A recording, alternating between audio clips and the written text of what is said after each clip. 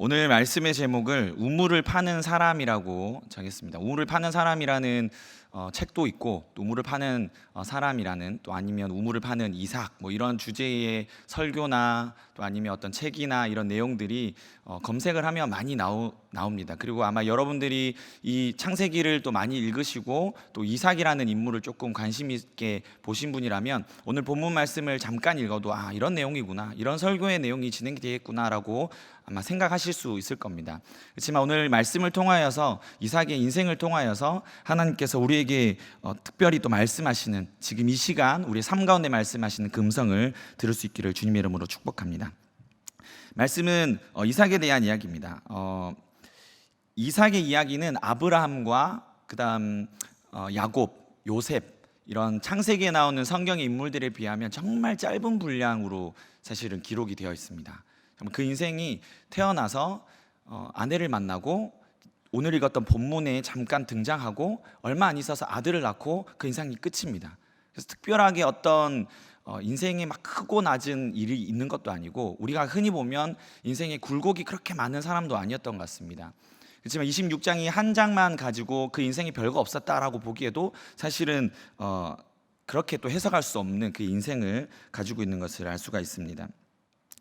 요즘에는 보기 힘들지만 제가 어릴 적에 살던 동네만 하더라도 그 동네에 공동으로 쓰던 우물이 있었습니다. 여러분들 우물이 있는 동네에 살아보셨는지 모르겠는데요, 그 우물이 뭘 하냐면, 물론 제가 아주 옛날 사람이 아니기 때문에 그 우물을 길러와서 집에서 밥 해먹고 그런 것은 아니었고요. 그 동네마다 우물이 있었는데 어떤 용도였냐면, 지금은 물론 그 수도 시설이 잘 돼 있고 또 공급하다가 잘못이 되면 바로바로 해결이 되는 시대고, 또 부족하면 편의점에 가서 물을 사 먹을 수 있지만, 예전에는 그렇지 못했습니다. 단수가 되면 이제 큰일 나는 겁니다. 밥을 해야 되는데 언제 물이 다시 나올지. 그래서 그 우물은 비상시에 쓸 수 있는 물이었습니다. 그래서 불이 났다든지 아니면 단수가 되어서 동네 전체적으로 큰 문제가 생겼을 때 사용할 수 있도록 비상용으로 사용되는 우물이 있는 것을 보게 되었습니다. 그리고 제가 저의 할머니 댁에 시골에 가면 우물 정도까지는 아닌데 샘처럼 된 그 우물, 깊진 않은데 그 산에서 내려오는 물을 받아서 우물처럼 쓰는 그런 샘도 있는 것도 보았습니다. 물기를 찾아서 그것을 어떤 원리로 어떻게 그걸 만들었는지는 잘 모르겠지만, 제 어린 기억에는 그곳에서 그 물로 물을 마시기도 하고 그 물을 이용해서 씻기도 했던 기억이 납니다. 물론 지금 생각해 보면 그 물을 이거 위생적인가, 그 밑에 막 물고기도 다니고 막 이랬거든요. 근데 이제 그 물을 마시고 했던 겁니다. 지금 생각해 보면 이거 어떻게 마시지 했는데, 예전에는 다 그 물로 다 모든 것들을 다 해결했었던 것입니다. 오늘 이삭의 이야기도 우물을 중심으로 이야기가 사실 진행되고 있습니다. 오늘 창세기 26장 12절 말씀, 오늘 본문 말씀을 다시 한 번 더 우리 읽어보도록 하겠습니다. 시작. 이삭이 그 땅에서 농사하여 그 해에 100배나 얻었고 여호와께서 복을 주심으로. 하나님께서 복을 주셔서 이삭이 농사를 하였는데 100배나 얻었다. 오늘 본문만 딱 읽으면 그냥 하나님 복 주셔서 잘 됐구나, 이렇게 해석을 할 수가 있습니다. 근데 농사한 그 땅과 그 해에 어떤 상황인가, 우리 26장 1절부터 좀 살펴보면요, 26장 1절에 이렇게 말씀합니다. 아브라함 때에 첫 흉년이 들었더니 그 땅에 또 흉년이 들매 이삭이 그랄로 가서 블레셋 왕 아비멜렉에게 이르렀더니, 이렇게 되어 있습니다. 26장 1절 짧게 시작하고 있지만 이삭의 이야기와 아브라함 때의 비슷한 일이 지금 있는 것을 26장 1절부터 살펴볼 수가 있습니다. 26장 1절에서 11절 말씀을 좀 전체적으로 살펴보면, 아브라함 그 아버지, 이삭의 아버지 아브라함이 겪었던 인생과 이삭이 겪었던 그 인생과 별반 다르지 않는 삶의 힘듦과 어려움들을 겪고 있는 것을 볼 수가 있습니다. 이걸 통하여서 우리 무엇을 알 수가 있냐면, 아브라함이든 이삭이든, 그리고 우리가 좀 야곱의 인생을 보면 좀 더 많은 큰 일들이 있지만, 많은 믿음의 사람들, 우리가 하나님을 믿겠다고 이렇게 결단하고 하나님의 백성 된 사람들이 삶 가운데에 비슷한 일들이 일어난다. 특별히 모양들은 다르겠지만 비슷한 일들이 일어난다라는 것을 이렇게 이 말씀을 통해서 또 살펴볼 수가 있는 것입니다. 20절 말씀에 보면 아브라함이 이제 20장에 나오는 아브라함의 그 실수를 이삭도 똑같이 반복하는 것이 나옵니다. 어떤 일이 나옵니까? 이 사람들이 나를 죽일 것 같아서 뭐라고 이야기합니까? 아내를 내 누이다, 이렇게 이야기하는 장면도 나오고요. 그 다음에 아브라함 때에 우물 때문에 있었던 분쟁들 21장에 나옵니다. 창세기 21장에 나온 그 분쟁이 또 26장 오늘 읽은 본문에서 또 반복되는 일들이 나타나고 있습니다. 어쨌든 이 아브라함 때에 일어났던 흉년과 같은 흉년이 또 일어났다. 26장 1절 말씀에 그렇게 말씀하고 있습니다. 창세기 25장에서 아브라함이 죽고 난 이후에 이삭의 때도 흉년이 있었습니다. 이 이후로 블레셋 땅 그랄에 갔다라고 말씀합니다. 여러분, 며칠 비가 오지 않아서, 아니면 몇 달 동안 비가 오지 않아서 흉년이다라고 한 게 아니라, 지금 이 성경에서 말하고 있는 흉년은 아주 심각한 기근을 이야기를 하고 있습니다. 얼마나 심각했든지 자기가 안정이 보장되어 있던 그 자기의 범주를 떠나야 되는, 자기의 그 안정이 보장되어 있던 그곳을 떠나는 그 결단을 해야 되는 상황이 왔다라는 것입니다. 브엘라 헤로이에 거주했던 이삭은 가족들을 보살펴야 했기 때문에 이주를 끝끝내 결정하게 되었습니다. 먹을 것이 없고 또 환경과 상황을 극복해보고자 그랄 땅으로 갔습니다. 그리고 이삭의 그 계획은 그랄에 거주하는 것이 그의 계획이 아니었다라는 것을 하나님의 말씀을 통하여서 우리는 알 수가 있습니다. 창세기 26장 2절 말씀입니다. 여호와께서 이삭에게 나타나 이르시되 애굽으로 내려가지 말고 내가 내게 지시하는 땅에 거주하라.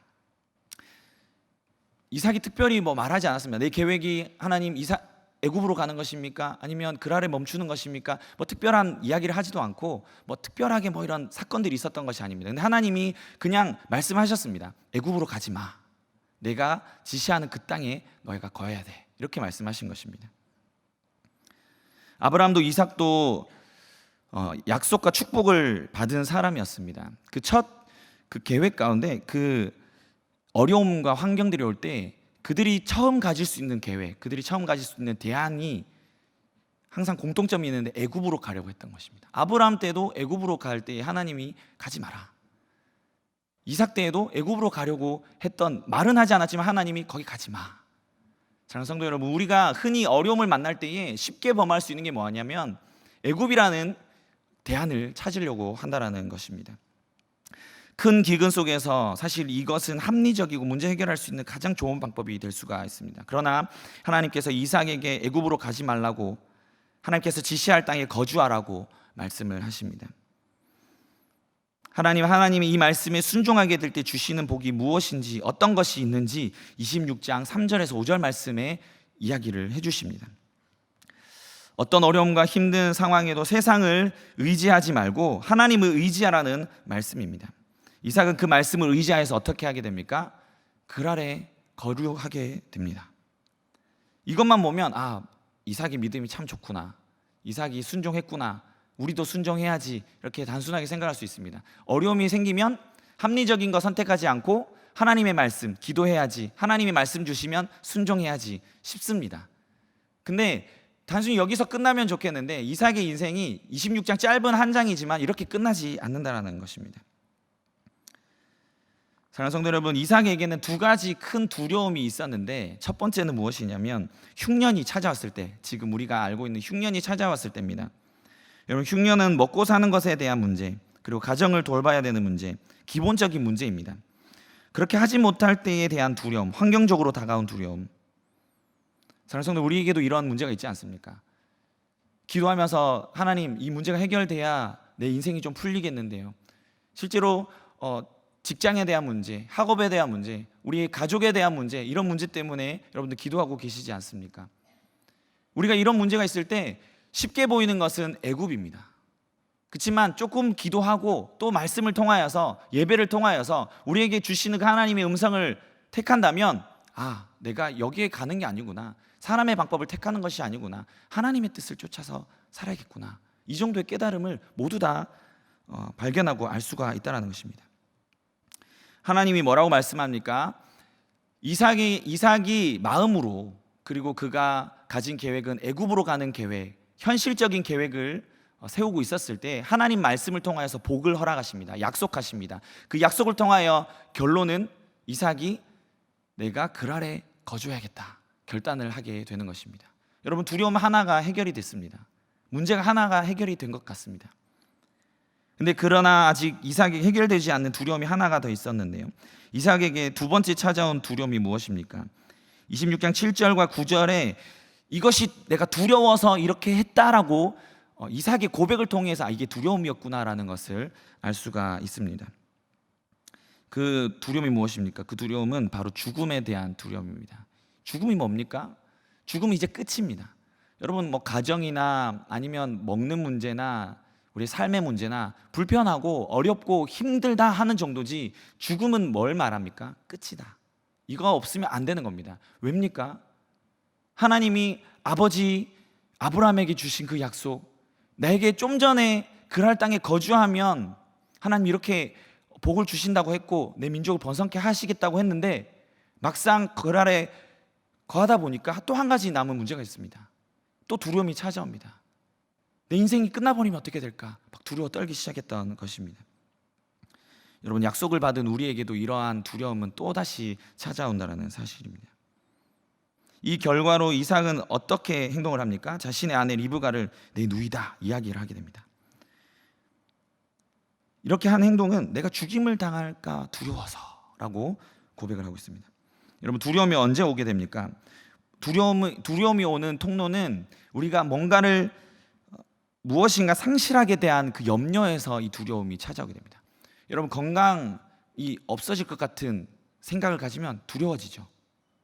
막 징조가 나타납니다. 최근에 제가 제 손톱에 하얗게 갑자기 이렇게 손톱을 깎고 뭐 이렇게 잘 안 보는데 어느 날 손톱을 보니 손톱에 이렇게 흰색 점이 하나가 보인 거예요. 뭐 대수롭지 않게 생각했습니다. 근데 다음 손가락에도 흰색 점이 보이는 거예요. 뭐지? 어디 찍혔나 보다. 그래서 또 옆에 보니까 세 번째 손가락에도 흰색 점이 찍혀 있는 겁니다. 여러분, 두 번째까지는 괜찮은데 세 번째부터는 불안해지기 시작했습니다. 그러고는 다른 손을 보니 동일하게 다른 손에도 이 흰색 점이 툭툭 찍혀 있는 겁니다. 여러분, 제가 어떻게 했겠습니까? 주님, 제 건강을 낫게 해주십시오 이렇게 했겠습니까? 갑자기 제 마음에 두려움이 찾아오기 시작했습니다. 내 건강의 신호가 지금 온 것인가? 뭔가 내게 문제가 생긴 것이 아닐까? 그러고는 또 인터넷을 검색했습니다. 죄송합니다, 여러분. 믿음을 가져야 되는데, 하나님께 기도해야 되는데 검색을 했습니다. 검색을 해보니까 제가 가졌던 궁금증이 딱 그대로 있는 거예요. 지금 이 손톱의 모양에 따라서 이러이러한 건강의 신호를 알리는 것이 있습니다. 뭐 이런 내용들이 나와 있는 겁니다. 제가 보고 이러이러한 문제가 있구나. 내가 이러이러한 지금 건강이 좀 문제가 있구나라는 것을 보게 됐습니다. 제가 이걸 보면서 제가 이 말씀을 준비하면서 들어서 생각이, 여전히 나는 애굽을 의지하는구나.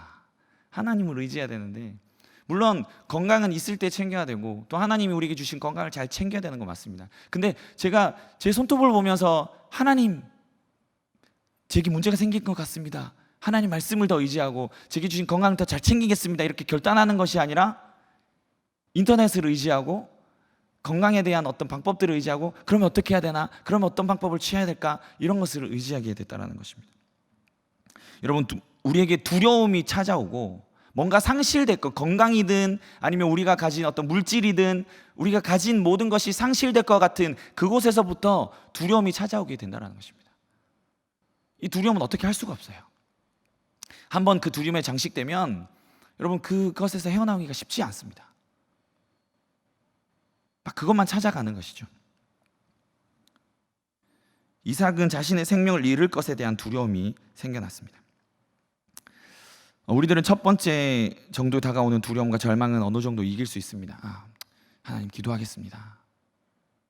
근데 저처럼 자기 자신의 건강과 막 죽음에 대한 어떤 두려움과 잃을 것이 막 보이기 시작하면 막 정신이 없어집니다. 두려움과 절망을 이기고 지나가다가 극복하지 못하는 두려움이 오면 지금 오늘 말씀이 나오는 이삭과 같은 실수를 할 수가 있던 것입니다. 이삭도 아브라함 같이 속인 아브라함처럼 똑같이 뭐 이렇게 했던 뭐 삶 가운데 똑같이 했던 것은 아니지만 이게 사실 속인 게 아닙니다. 속인 거 아니라 실제로 그 아내가 친척이고 누이죠. 그냥 있는 말을 했습니다. 그냥 아내라고 말하지 않았을 뿐 그냥 그렇게 한 것이죠. 근데 그 중심을 살펴보면 하나님을 의지하는 믿음에서 나온 고백이 아니라 자신의 두려움에서 나온 그 두려움의 고백이었다라는 것입니다. 여러분, 이 모습은 이삭의 모습뿐입니까? 아닙니다. 우리의 모습입니다. 하나님이 말씀을 통하여서 우리에게 말씀하고 있다는 것입니다. 우리들이 하나님 말씀을 의지하고 믿음을 지키면 두려움이 떠나가지만 하나님의 약속과 말씀보다 환경을 바라보게 되면 우리는 언제든지 넘어질 수 있다는 사실을 기억해야 됩니다. 여러분, 누가 자신할 수 있겠습니까? 아브라함도 이삭도 넘어지는데 우리는 어떻게 자신만만하게 난 괜찮아 할 수 있겠습니까? 사랑하는 성도 여러분, 우리에게 주신 신실하신 하나님의 약속들을 믿음으로 살아내는 우리 삶이 될 수 있기를 주님의 이름으로 축복합니다. 12절 말씀에 보면 그 땅, 그 해, 그리고 100배가 되는 결실을 맺었다 이렇게 말씀하고 있습니다. 이 복은 단순하게 뭐 심어서 거뒀다, 100배 많이 거뒀다, 물질에 대한 뭐 하나님 우리가 일을 했는데 내가 사업을 하는데 100배 결실을 맺었다 뭐 이런 의미가 아니라 여기에서 말씀하고 있는 하나님 그 때와 그 해와 그리고 그 땅 그리고 100배는 여기서 하나님이 말씀하시고자 한 것이 무엇이냐면 하나님이 복을 주셨다라는 것입니다. 여러분, 그 땅이 어느 땅입니까? 그랄 땅입니다. 이방 땅. 언제 위험이 다가올지 모르는 도사리고 있는 마음을 둘 수 없는 그 땅. 그리고 그 해가 언제입니까? 흉년의 때.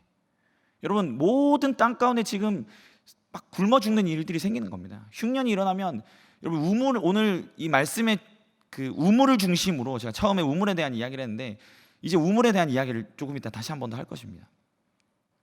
우물을 중심으로 일어나는 사건입니다. 우물이 왜 필요합니까? 물론 지금은 피부로 와닿지 않겠지만 여러분, 우물이라는 것은 생명과 직결된 것입니다. 기근이 무엇입니까? 생명과 직결된 것입니다. 좀 배가 고프면 뭐 사 먹지. 우리는 그것이 사실은 기근과 뭐 이런 내용을 볼 때에 그냥 말씀이 그런가 보다, 역사가 그런가 보다 이렇게 생각하지만 실제로 조금만 더 생각해 보면 이 기근과 이 우물이 얼마나 큰 의미가 있는지 알 수가 있는 것입니다. 이때에 그리고 그 땅에서 하나님께서 복을 주셔서 흉년이었던 그 땅에서도 창대하고 왕성해진다는 것을 하나님께서 말씀하고 계십니다. 근데 이삭의 모습이 무엇입니까? 아내라고 말하지 않고 누이다라고 고백했던 그 고백 가운데 그 뒤에 나오는 내용이 무엇이냐면 이삭에게 있었던 이 모든 두려움 가운데 아비멜렉이 찾아옵니다. 그리고 아비멜렉의 입술을 통하여서 왜 네 아내를 아내라고 말하지 않았냐? 우리 민족에게 왜 범죄할 기미를 주고 우리가 범죄할 뻔하였다라고 이삭을 책망하는 내용이 말씀에 나옵니다. 그 뒤에 뭐 이삭이 그 말씀을 듣고 깨달았다, 아니면 이삭이 뭐 충격을 받았다, 이런 말은 전혀 나오지 않습니다. 근데 흐름상 이삭의 태도를 보고 이삭에게 있었던 이 사건, 아비멜렉이 와서 이삭에게 말했던 이 사건이 정말 하나님의 말씀을 대변하는 그 사건이었구나라는 것을 우리는 알 수가 있습니다. 아비멜렉이 이 선언을 통하여서 하나님께서 아비멜렉 입술을 통하여서 내 말씀이 살아있다, 내가 약속했지 않니, 내가 너로 민족을 이루고 복을 주겠다 하지 않니라고 하나님이 말씀을 확실히 알려주신 것입니다. 아비멜렉의 선언이 무엇입니까? 그 땅 가운데 너 이삭 손대지 마, 아무도 손대지 마. 이제 그 살아가는 동안 이제 이삭이 마음 놓고 100배나 결실도 얻었고 부해지고 안정적인 생활을 하는데 이제 모든 환경 가운데 왕의 입술을 통하여서 안전을 보장해 주는 일이 바로 있었던 것입니다. 하나님 살아계시구나, 말씀이 살아있구나 라는 것을 알게 된 것이죠.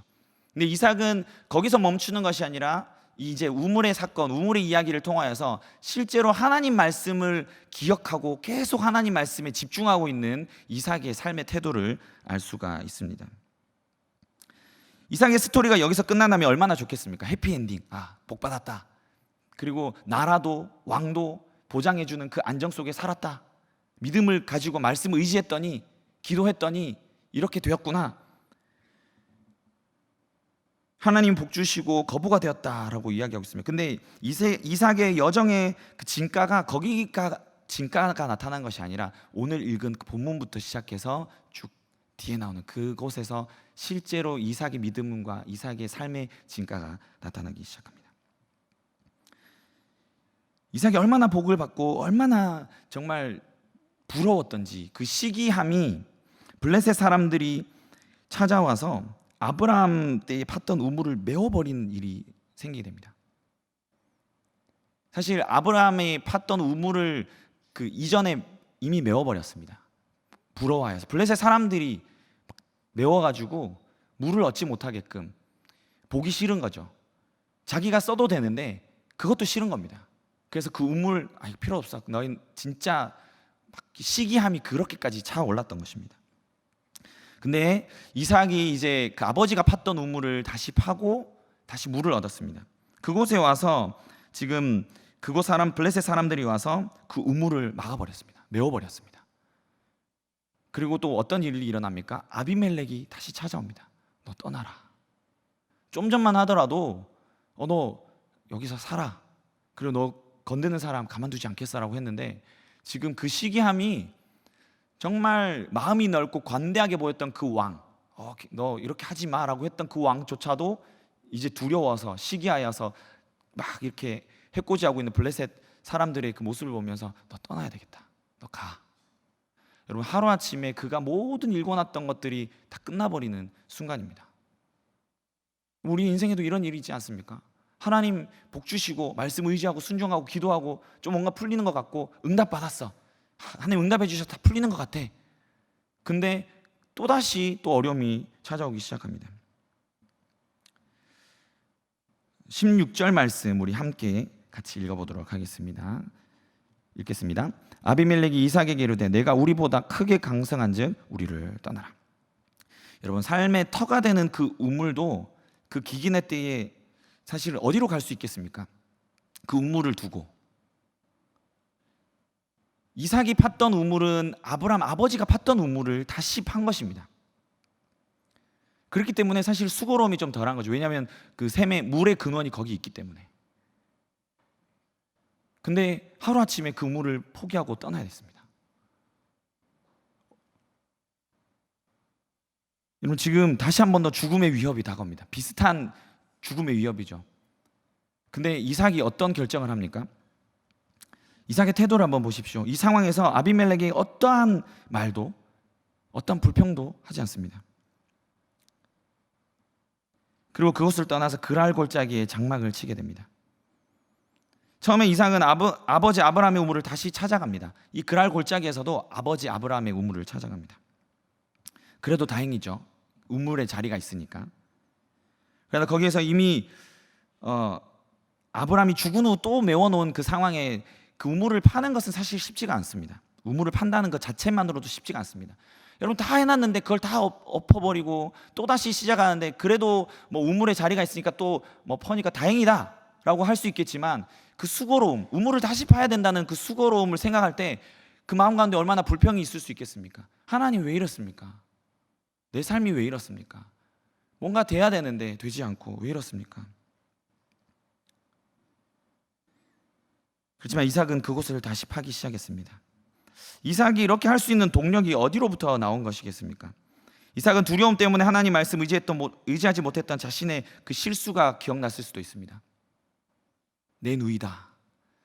뭐 그냥 한 번쯤의 실수 이 정도 생각할 수 있지만, 이삭에게는 그것이 하나님을 의지하지 못했던 자신의 연약함에 대한 치명적인 실수라고 생각했을지도 모르겠습니다. 그것을 생각하면서 하나님의 말씀 의지해야 된다는 생각을 했습니다.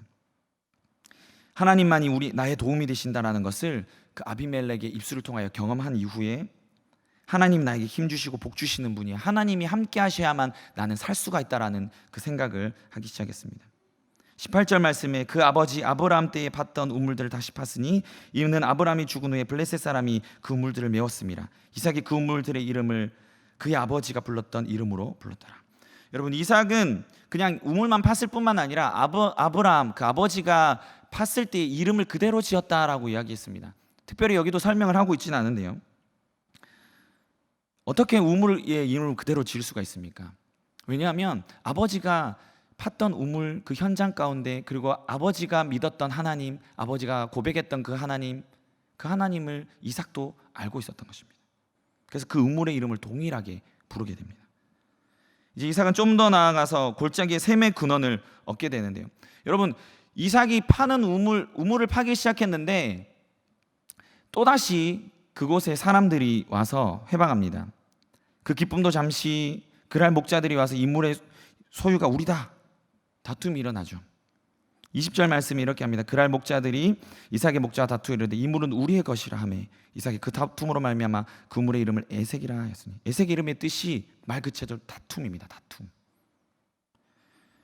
이삭은 뭔가 하나님께 이야기도 할 법하고 그 사람들에게 야, 이게 우리가 팠지 않냐 라고 이야기할 법한데 그렇게 하지 않습니다. 그리고 또 뭘 합니까? 또 아무 말 하지 않고 그것을 내주고 또 우물을 팝니다. 또 21절 말씀에 또 다른 우물을 팠더니 또 우물을 판 겁니다. 어쩌면 좀 미련해 보이기도 합니다. 억울하지도 않나, 답답해하지도 않나. 요즘 시대 같으면 제가 이전에 그 설교를 한번 할 때에 교통사고 났던 이야기들 한번 했습니다. 믿는 사람들이기 때문에 세상을 살아가면서 당하는 많은 힘듦들, 불편하지만 불편하다라고 말하지 못하는 일들이 있다라고 이야기를 드렸지 않습니까? 말을 할 법도 합니다. 왜냐하면 자기가 팠으니까. 이거 아버지가 팠던 거 뭐 예전에 야 이거 우리 거야 하면 모르겠는데 맨 땅에다가 자기가 팠던 우물을 가지고 야 이 물 어디 거야? 어느 땅 거야? 이 우리 거 아니야? 이렇게 하니까 그대로 두고 또다시 우물을 팠다라는 것입니다. 여러분, 이 우물을 파고 나서 이 우물의 이름을 신나라고 합니다. 신나. 대적함. 여러분, 토목공사나 아니면 뭐 이렇게 실제로 땅을 한번 파본 경험이 있으신 분들은 아실 텐데요. 우물을 파는 게 쉽지가 않습니다. 땅을 파는 게 쉽지가 않습니다. 제가 청년 시기에 시골에 지붕 개량을 하는 이제 일들을 설비를 하는 일을 한 적이 있습니다. 그리고 이제 시골 마을에 가면 지붕만 고치는 게 아니라 그 마을에 이제 거기서 야 우리 이것도 좀 고쳐줘 하면 이제 기술자랑 제가 같이 가서 제가 이제 그 옆에서 도우는 땅 파고 집 나르는 일들을 했기 때문에 이제 그 어느 집에서 뭐 이게 필요해 하면 그걸 해주는 겁니다. 그러면서 한 번은 그 옛날식 화장실, 그 화장실을 신식으로 좀 바꾸기 위해서 정화조를 판 기억이 있습니다. 여러분, 정화조를 파면 기본 2m는 파야 됩니다. 2m. 그러니까 제 키가 2m가 안 되지 않습니까? 제 키보다 더 깊은 깊이로 땅을 파는데, 여러분, 땅을 파는 게 진짜 안 파본 사람은 이게 쉽게 말을 할 수가 없습니다. 뭐 특별히 제가 공사 팀을 이뤄서 한 것이 아니기 때문에 저 혼자 땅을 팠거든요. 그 정화조는 여러분들 아시겠지만 큰 통을 땅에다가 심는 겁니다. 뭐 작아서는 안 되겠죠. 그렇죠?